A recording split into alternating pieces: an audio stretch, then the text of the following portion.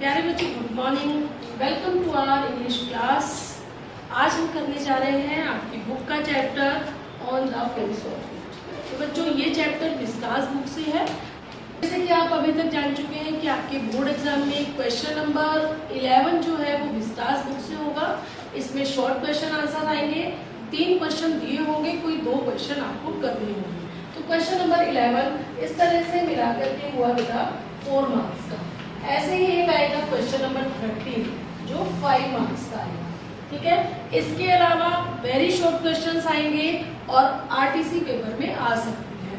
तो कुल मिलाकर के एक चैप्टर 5 to 8 मार्क्स का आपको पेपर में देखने के लिए मिलेगा।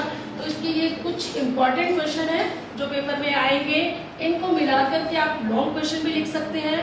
इनको पढ़ने के बाद आप एमसीक्यूज भी आसानी से टिक कर सकते हैं। तो चलिए चलते हैं वीडियो की ओर। अंत तक वीडियो को देखिएगा पूरी, ताकि ये चैप्टर आपको अच्छे से समझ आ सके। और एक बात कि इसको करने से पहले अभी तक आप सारे चैप्टर अच्छे से पढ़ चुके हैं, एक जल्दी से टेस्ट दीजिए, अपना स्कोर देखिए और उसके बाद वीडियो को देखिए, चैप्टर को सीखिए और दोबारा से क्वेश्चंस को लर्न कीजिए ताकि आप पेपर में अच्छे से कर पाए। चलिए come to the question number 1। Why does Mister Lamb leave the gate of his house always open. जो मिस्टर लैम थे, अगर हम इस चैप्टर की बात करें on the face of it, तो यहाँ पे 2 कैरेक्टर हैं, मिस्टर लैम, मिस्टर डेरी, और एक तीसरा कैरेक्टर थोड़ी देर के लिए है डेरी की मदर। तो पहला जो कैरेक्टर है मिस्टर लैम, ये अपने गार्डन का गेट क्यों खोल के रखते थे? क्यों खोल के रखते थे?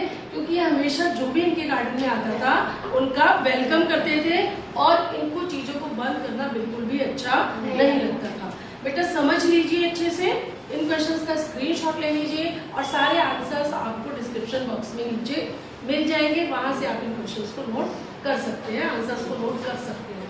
Question number 2, how does Mister Lamb keep himself busy when it is a bit cold. जब ठंड होती थी तो मिस्टर लैम अपने आप को बिजी कैसे रखते थे? तो इनके गार्डन में क्रैब एप्पल्स लगे हुए थे, यानी कि खट्टे आम या जंगली आम, ये उनको तोड़ते थे, उनकी जेली बनाते थे। इस काम में ये अपने आप को बिजी रखते थे। और ये क्या करते थे? बुक्स पढ़ते थे और बीज जो होती है मधुमक्खी, उनके म्यूजिक को भी एंजॉय करते थे। तो ये क्वेश्चन आ सकता है बेटा पेपर में। लॉन्ग क्वेश्चन में आए तो आप दोनों को ऐड करके आगे अपना बढ़ाते जाएंगे क्वेश्चन को।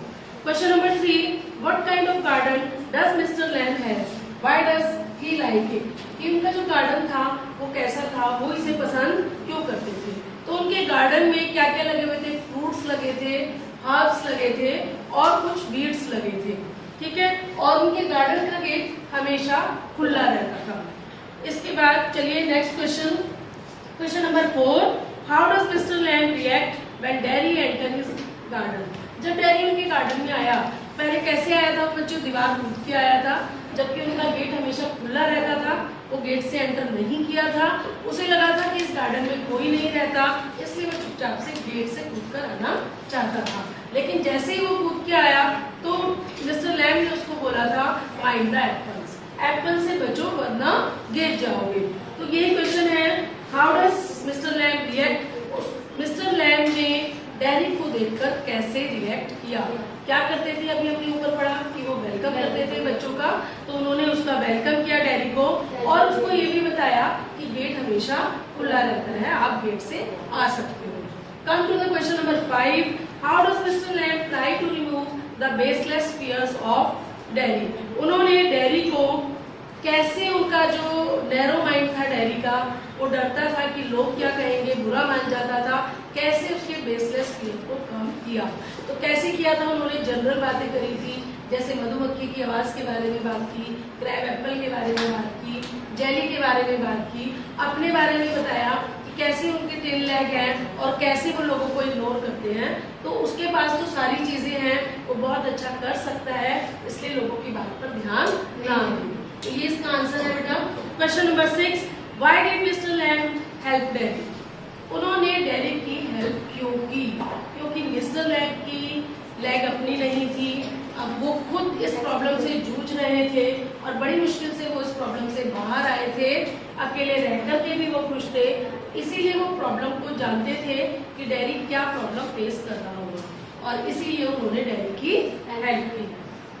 Question number 7, is the bond that unites mister Lamb and dairy? Very important question कि दोनों के बीच में क्या बॉन्ड था, दोनों के बीच में क्या सिमिलैरिटी थी? फिजिकल डिसेबिलिटी थी, लोनलीनेस थी, दोनों ही अकेले थे और एक के पैर नहीं था और दूसरे का फेस हाफ फेस बर्न था। क्यों बर्न था? ड्यू टू एसिड उसके ऊपर डला था, इसलिए उसका आधा फेस बिल्कुल जल गया था। तो एक दोनों के बीच में फिजिकल डिसेबिलिटी थी और लोनलीनेस थी, इसलिए उनके वो एक दूसरे की प्रॉब्लम्स को समझते थे, तो दोनों के बीच में यही सबसे स्ट्रॉन्गेस्ट बॉन्ड था। Come to the question number 8, why does Derry's mother not want him to go back to visit Mr Lamb? Derry की मदर क्यों नहीं चाहती थी कि वो लैम्ब के पास वापस जाए? क्योंकि डैरी की मदर नेबर्स पे भरोसा करती थी और नेबर्स के जो विचार थे डैरी के मिस्टर लैम्ब के बारे में वो बहुत गलत थे, वो उसको अच्छा आदमी नहीं मानते थे। ओके, तो उनकी ओपिनियन थी, बहुत ही रॉन्ग ओपिनियन थी, इसलिए वो मानते थे कि Mister Lamb is not a normal person. Come to the question number 9, in what sense is the friendship between Mister Lamb and Derry fruitful? कि किस सेंस में उनकी जो फ्रेंडशिप है बहुत अच्छी रही? तो सबसे बड़ी बात है कि जो उनकी मिस्टर लैम्ब ने डैरी को उसके बेसलेस फियर से बाहर निकाला, जो वो लोगों से मिलने में घबराता था, किसी के सामने नहीं जाता था, किसी से बात नहीं करना चाहता था, उस फियर से उसने बाहर निकाला और उसका एटीट्यूड लाइफ के लिए बिल्कुल बदल गया। तो यही सबसे बड़ा ये जो फ्रेंडशिप थी उनकी, यही सबसे बड़ी फ्रेंडशिप थी, यही कारण था उसके फ्रूटफुल रहने का। ठीक है, तो वो अपनी डिसेबिलिटी से बाहर आ गया था और उसको समझ में आ गया था कि वो बहुत काम कर सकता है, उसके अंदर एक होप जाग गई थी, एक एस्पायरेशन जाग गई थी। बेटा, तो इन सबको मिला करके अगर लॉन्ग क्वेश्चन आता है तो आप देख सकते हैं कि वो लॉन्ग क्वेश्चन में किसकी डिमांड ज्यादा है, उस क्वेश्चन को आप ज्यादा लिखें, और नहीं तो सभी क्वेश्चंस के आंसर 1 बाय 1 लिख दें, तो भी आपको कुछ ना कुछ नंबर जरूर मिलेंगे। अभी हम चलते हैं एक लॉन्ग क्वेश्चन की तरफ, देखते हैं कैसे लिखेंगे। Why was it that drew Derry towards Mr. Lamb in spite of himself? ऐसा क्या था जो डैरी को लैम्ब की तरफ ले गया?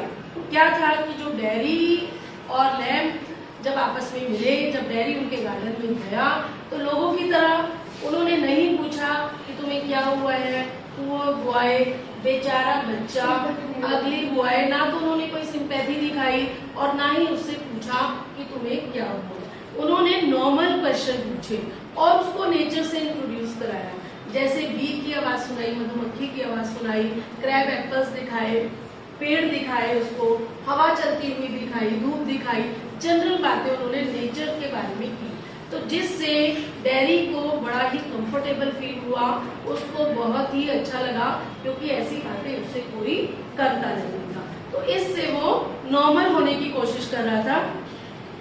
और इसके बाद एक डैरी जब सबसे ज्यादा इम्प्रेस तब हुआ जब उन्होंने बताया कि उनका भी एक पैर नहीं है, अपने डिसेबिलिटी के बारे में बताया और कहा कि उनको भी लोग लैमी लैम बोलते हैं क्योंकि उनका एक पैर नहीं है।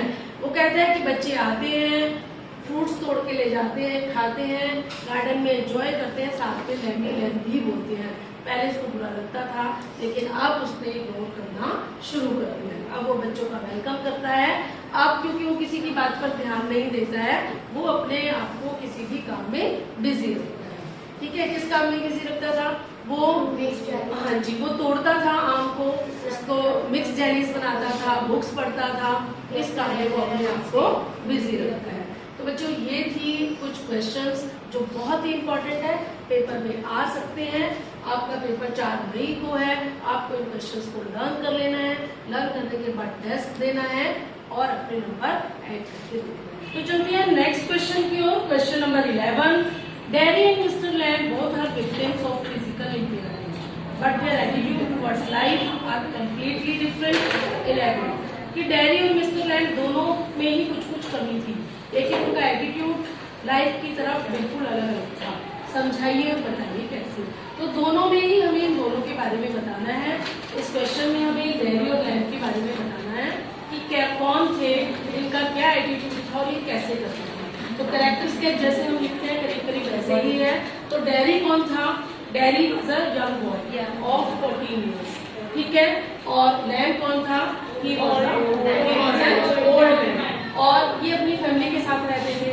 लैम जो है अकेले रहते थे। डेरी का फेस जला हुआ था एसिड से और इनकी डेरी जो है लोगों की बातों पे बहुत ध्यान देता था, ठीक है, परेशान हो जाता था, लोगों को वेट करता था, जबकि मिस्टर लैम लोगों का वेलकम करते थे और लोगों की बातों पर ध्यान नहीं देते थे। मिस्टर लैम अपने गार्डन का गेट हमेशा खुला रखते थे। इस तरह से लोगों की बातों पर ध्यान ना देकर वो अपने लोनलीनेस से बाहर निकल आए थे, ठीक है। जबकि डेरी लोगों को वेट करता था और लोगों से दूर भागता था। लैम अपना टाइम कैसे इस्तेमाल करते थे? धूप में बैठते थे, जो बीज होते हैं उनकी सिंगिंग को सुनते थे, क्रैब एप्पल से जेली बनाते थे। और जबकि डेरी डरा हुआ रहता था, लोगों से बात नहीं करता था, ठीक है। हमेशा जब भी कोई उसके आसपास लोग होते थे तो वो सोचता था कि उसी के बारे में बात करें, इसलिए वो उनसे बचने की कोशिश करता था। तो जो मिस्टर लैम का पॉजिटिव एटीट्यूड था वही उनको अपनी जो फियर था उससे बाहर निकाल के लाया और उनके लोनलीनेस को दूर करने में उनके लिए हेल्पफुल हुआ। और यही उनका कॉन्फिडेंस डेरी के भी काम आया। जब उनकी इससे फ्रेंडशिप हुई तो उन्होंने डेरी को भी हेल्प की कि इस लोनलीनेस से, बेसलेस फियर से वो बाहर आ जाए। तो बेटा ये था chapter on the face of it written by Susan Hill. Hope कि आप सबको समझ आया होगा।